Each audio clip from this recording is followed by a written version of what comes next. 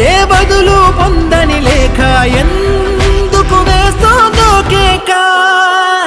మౌనంగా నా వెంటబడి నువ్వెంత ఒంటరి వనవద్దు అనద్దు దయించి ఎవరు ఇంకొన్ని జన్మాలకి సరిపడు అనేక శృతుల్ని తరులు ఎరగరు నా